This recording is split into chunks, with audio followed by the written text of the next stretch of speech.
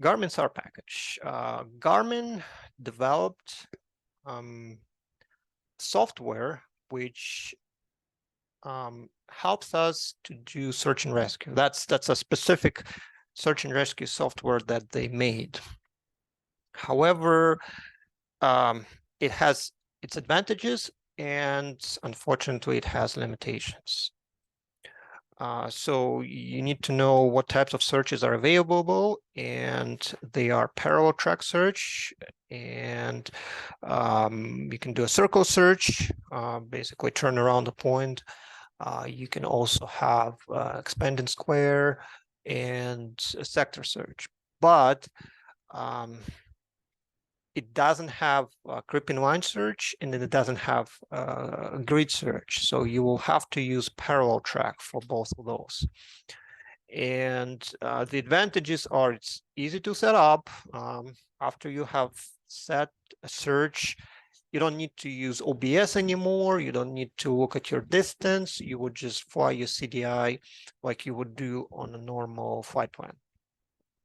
It does not require a lot of thinking during the execution.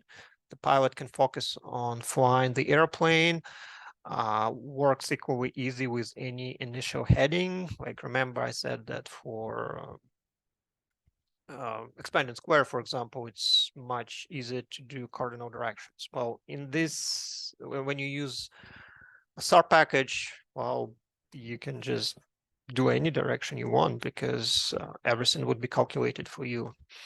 And it also has a circle search that can be used to orbit a point, which sometimes it might be beneficial.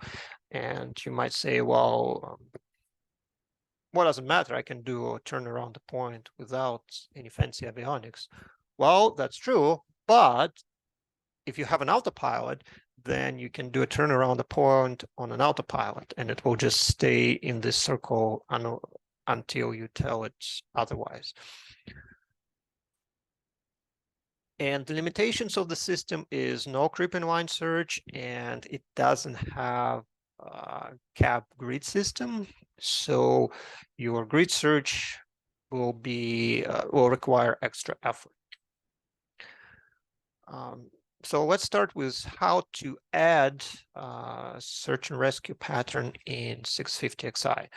Well, you would create a waypoint, and then you would click on this waypoint, and then you would click on load SAR, and then you just need to select what pattern you want, and then enter all the parameters, and you can either load this pattern or load and activate, much like you would do with an instrument approach.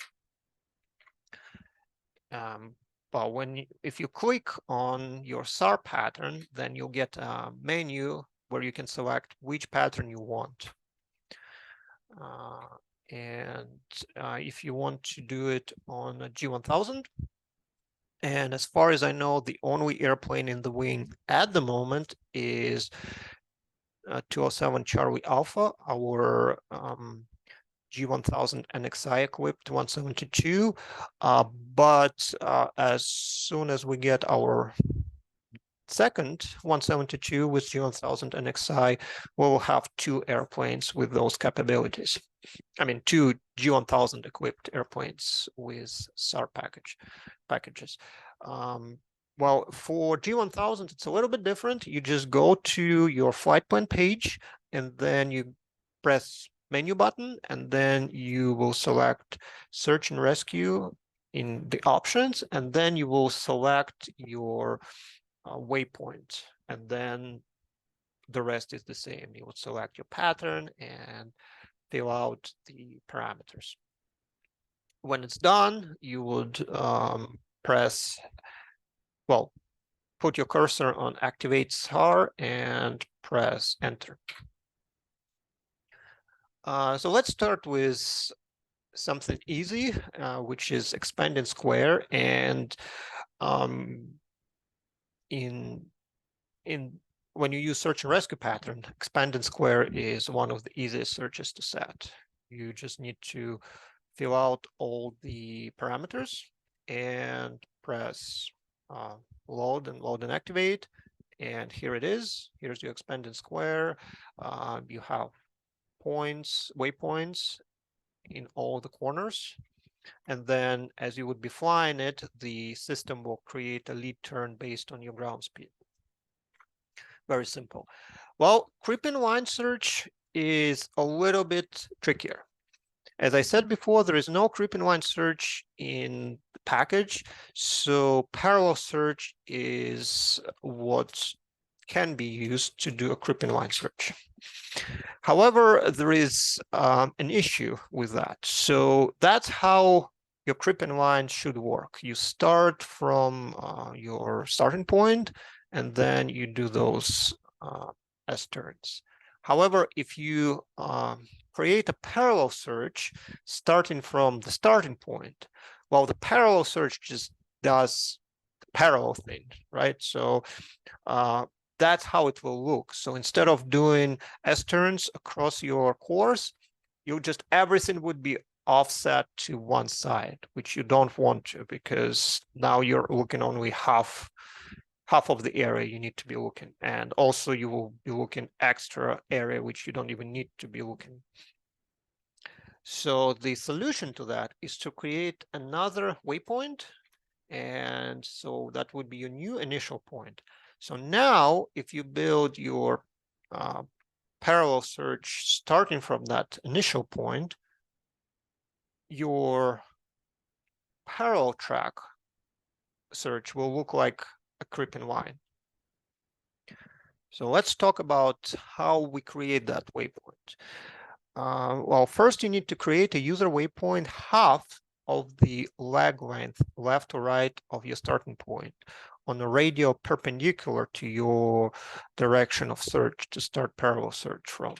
Basically, that's the description of that. So that's your point of origin. So you need to create a point which would be half of that distance across, left or right. So, and then your initial track would be 90 degrees left or right from your search direction, because you will fly that direction, which is perpendicular. And then you need to select your initial turn properly, because if you do it wrong, you will fly to the opposite direction, which you don't want. So all three listed above should match. So let's do an example.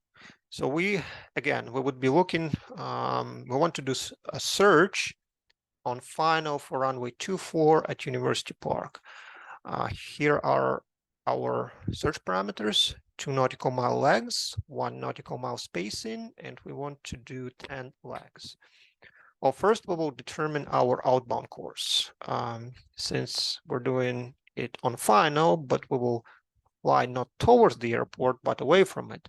That means we need to search on the reciprocal course, which is 064, which is reciprocal to 244, which is the actual runway heading, which you can take from the FAA publications.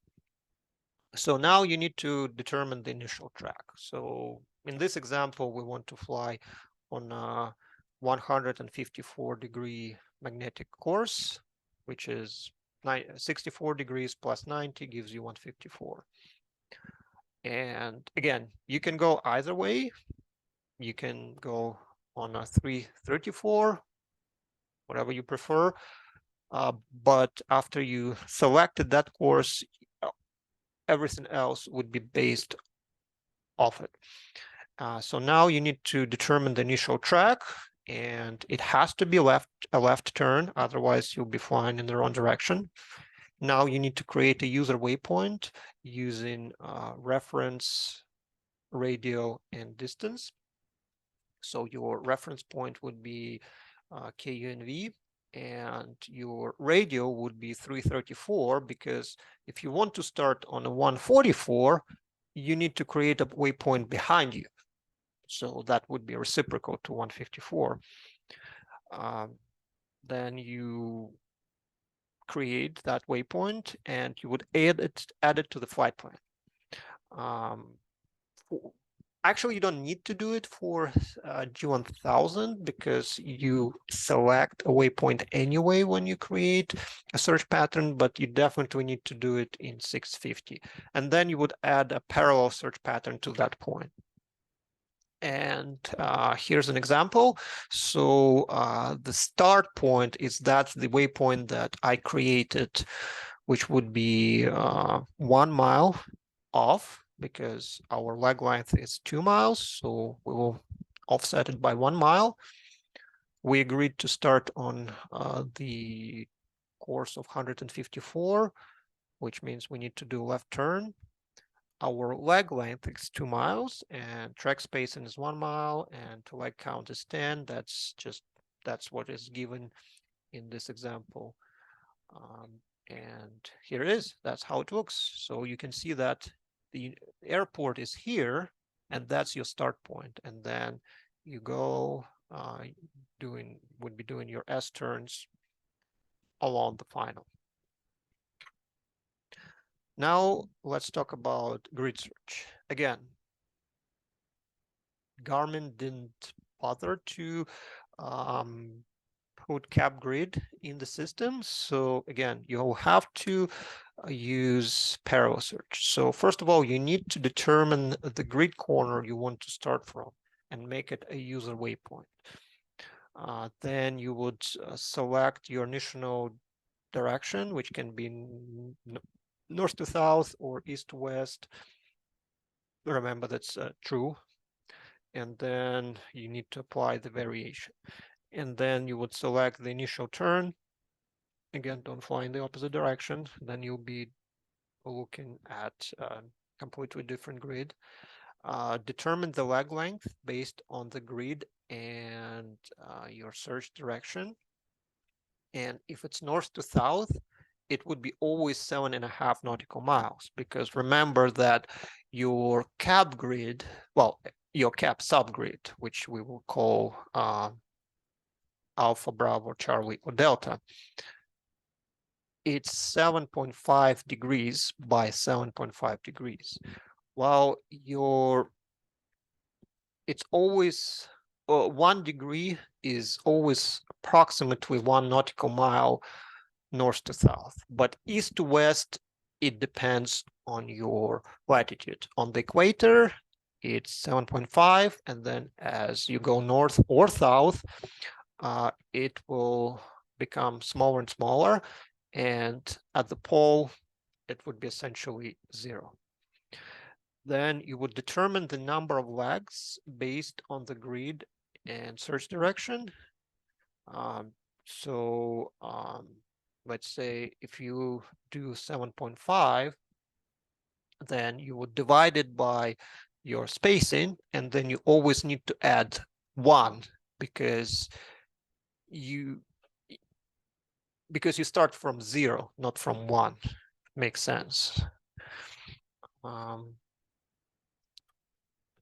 And here's an example. So if you want to perform a search of Detroit 413 Delta with half a mile spacing, well, first of all, again, you need to determine your corner, the coordinates of your corner, and capgrids.com is very helpful because here you can just enter your grid and then it will tell you the coordinates for all 4 corners. So now, after you have determined that, you will select the starting corner, northwest. Here's the coordinates. Then you would select initial course. And so if you're northwest, you have only 2 options. You can either go east or you can go south. In this example, we go east on 090 true or 101 magnetic because the variation is 11 degrees west in the area. Now you need to determine the leg length, and that's what I was talking about, is that at that latitude, 7.5 degrees would be only 5.7 nautical miles. So that would be your leg length. And then determine the number of legs. It would be 16 because based on a 0.5 spacing, if you divide 7.5 by 0.5, you'll get 15, but you need to add 1 because you start from 0, not from leg number 1.